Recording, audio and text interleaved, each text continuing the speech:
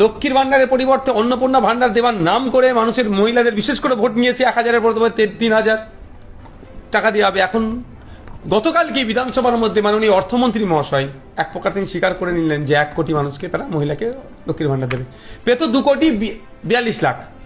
আমি মানছি 2,42,00,000 মধ্যে একটা অংশ দুর্নীতি হয়েছে। হ্যাঁ, আমি বিধানসভার মধ্যেও বলেছি তৃণমূল দুর্নীতি করেছে, ছেলেদের নাম ঢুকিয়ে দিয়েছে, কিন্তু বাকি মহিলারা কি দোষ করলো?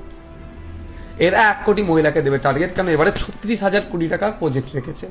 36,000 কোটি টাকা, এই জন্য আমি বলছি 1 কোটি মহিলা, একটা মহিলা 1 বছরে 36,000 টাকা পাচ্ছে। 1 কোটি মহিলা 1 বছরে তাহলে 36,000 কোটি টাকা পাচ্ছে। তাহলে টার্গেটে নিয়ে নিয়েছিল, ওগুলোকে নামগুলো বাদ দেবে, ফলে তোমরা এত বড় ফর্ম টার্ম করে করছে।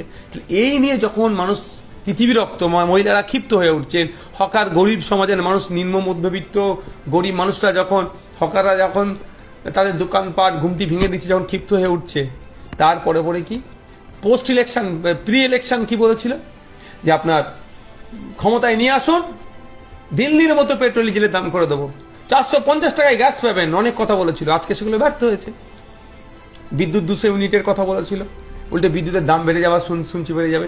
যে প্রতিশ্রুতিগুলো দিয়েছিল সেগুলো পূরণে ব্যর্থ তো হচ্ছেই, সেই প্রতিশ্রুতিগুলোকে আর নতুন করে তারা রিকলও করছে না। এই সময় তাহলে কি করতে হবে? মুসলমানদের বিরুদ্ধে কিছু বলো, মুসলমানদেরকে